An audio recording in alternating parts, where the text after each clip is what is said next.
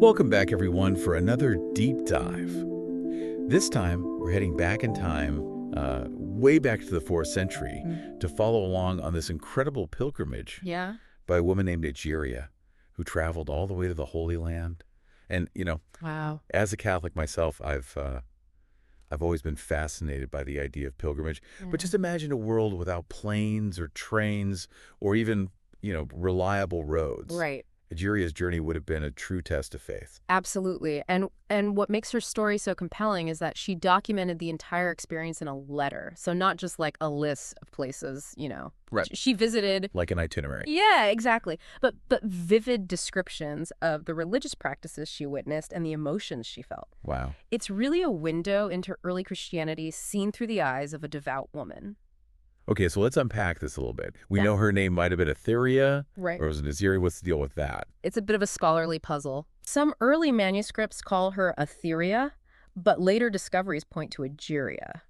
You can think of it like trying to piece together a historical mosaic. I see. Sometimes we're missing a few tiles. Yeah. But regardless of her exact name, what fascinates me is the strength of her faith. Right. She wasn't just sightseeing, she was on a spiritual quest. Exactly. And speaking of quests, Egeria didn't stick to the, typical tourist route. Yeah. She was deeply devoted to experiencing these biblical narratives firsthand. For example, she actually followed the Exodus route, the path that Moses and the Israelites took out of Egypt. And this is where it gets really interesting. We often read about these events in the Bible, Yeah. but Egeria brings them to life. She stood at the foot of Mount Sinai where Moses received the 10 Commandments. Oh, wow. She even visited the place in Egypt where Moses was born. Can you imagine the impact of standing in that very spot, knowing its significance? I'm getting chills just thinking about it. And it wasn't just about the big names either. Right. She visited some pretty obscure locations driven solely by her desire to connect with Scripture. Yeah. Take Mount Nebo, for example, the place where Moses saw the promised land before he died. Such a powerful symbol of longing and fulfillment, and for Egeria, being there would have been an incredibly moving experience. Yeah. It speaks to the depth of her piety and her commitment to experiencing these stories in a tangible way. Right. She wasn't just reading about them, she was stepping into them. It makes you realize that for someone like Egeria, these weren't just stories from the past. Right. They were living realities that shaped her faith. Exactly. And it's this perspective that makes her account so valuable for us today. She provides a glimpse into the world of a pious early Christian whose faith was so intertwined with these locations and stories. So let's talk about Jerusalem. Yeah. I know you've done a lot of research on this period. Yeah. What stood out to you about Egeria's descriptions of the Holy City? Well, her account of Holy Week and Easter is absolutely riveting. She attended services at various churches, including the Holy Sepulchre. Wow. Imagine being present in those early churches, witnessing the very beginnings of traditions we still practice today. Speaking of traditions, Egeria gives us incredible details about the rituals and ceremonies of the time. She describes the veneration of the true cross on Good Friday, the elaborate baptismal ceremonies during the Easter Vigil, even the hymns they sang. What's fascinating to me is how her account allows us to trace the roots of our modern Catholic practices. Right. For example, she describes the all-night vigils held during Holy Week. Wow. A tradition that has evolved over the centuries, but still resonates with us today. It must have been such an intense experience, a complete immersion in the spiritual significance of those holy days. Absolutely. And her descriptions are so vivid that we can almost feel the weight of those moments, the collective devotion, the power of those early liturgical practices. And, her journey wasn't limited to Jerusalem. Yeah. Egeria was driven to visit locations tied to biblical figures like Mount Nebo, where Moses glimpsed the promised land.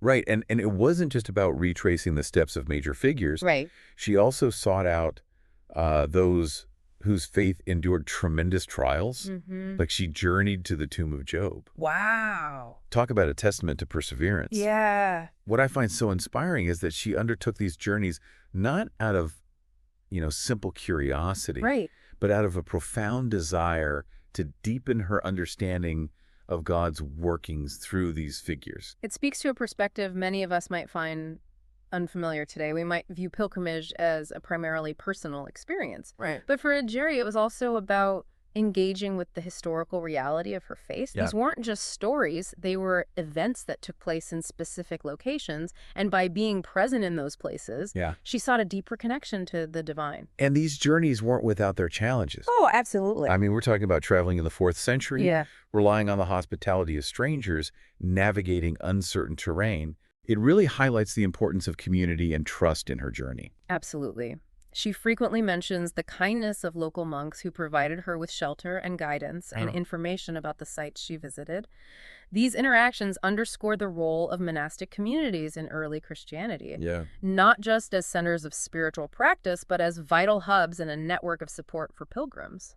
It makes you wonder, didn't it ever get lonely for her to be so far from home, dependent on the kindness of strangers? Well, her writings don't really dwell on loneliness. In fact, she seems to have had a knack for connecting with people. Yeah. She writes about the monks she encountered with warmth and respect, highlighting their knowledge of scripture and their devotion to God. Right. It suggests that she found solace and companionship within these communities of faith.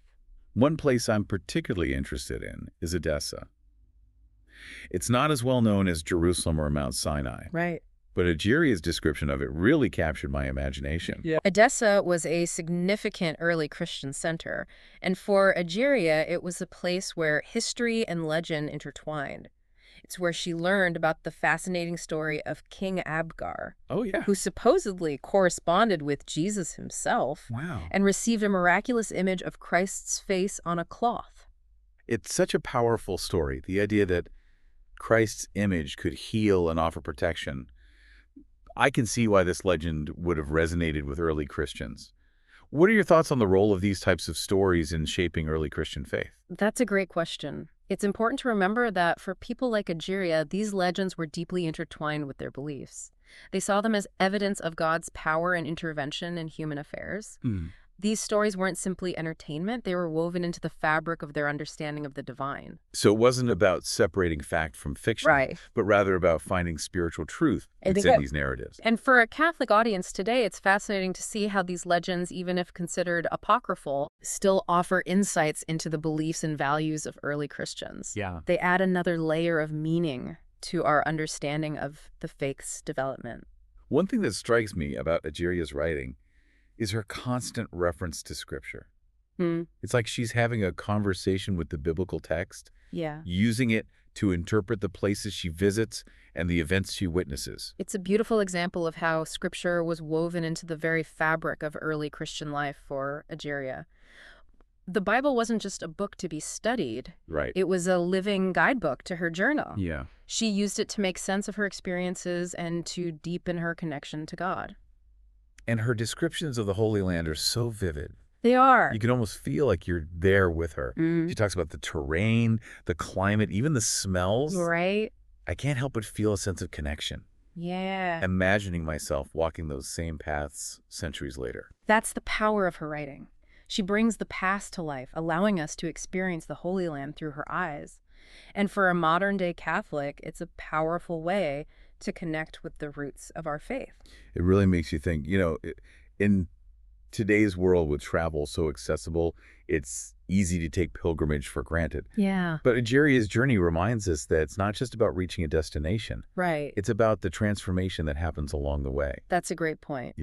Egeria's story highlights the power of place in shaping our understanding of faith. She didn't just read about these biblical events.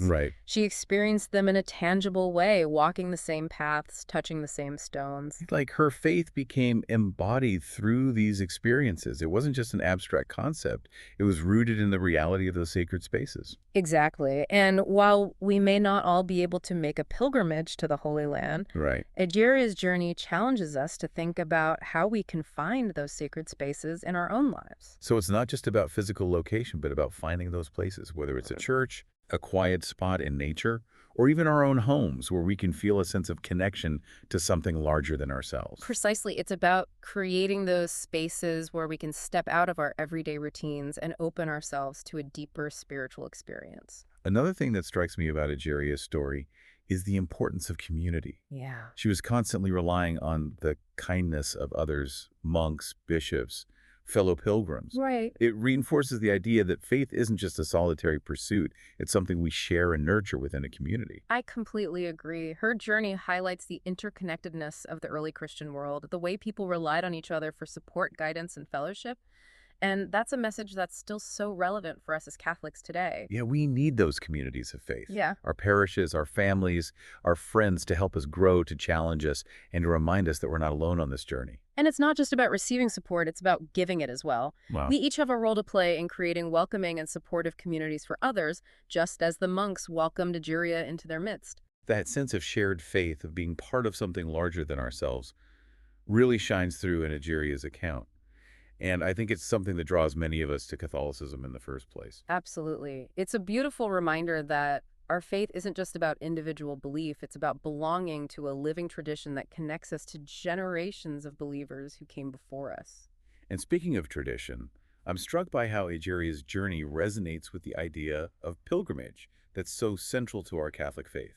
Yes, her story reminds us that pilgrimage isn't just about the destination, it's about the journey itself, the challenges we overcome, the people we meet, and the ways in which our faith is deepened and transformed along the way. It's like those lines from the Gospel of Matthew, where 2 or 3 are gathered in my name, there am I among them. Egeria's pilgrimage wasn't just about visiting places. It was about encountering Christ in those she met, in the challenges she faced, and in the depths of her own heart. Beautifully said. And that's the enduring legacy of Egeria's story. It challenges us to embark on our own pilgrimages of faith, to seek out those sacred spaces, to build meaningful connections, and to allow our hearts to be transformed by the journey. Well, as we wrap up this deep dive into Egeria's remarkable pilgrimage, I'm left with a renewed sense of wonder and inspiration. It's a story that speaks to the timeless power of faith, the importance of community, and the transformative potential of pilgrimage. And it's a story that invites each of us to reflect on our own faith journeys, to seek out those experiences that deepen our connection to God, and to embrace the adventure of living out our Catholic faith in the world today.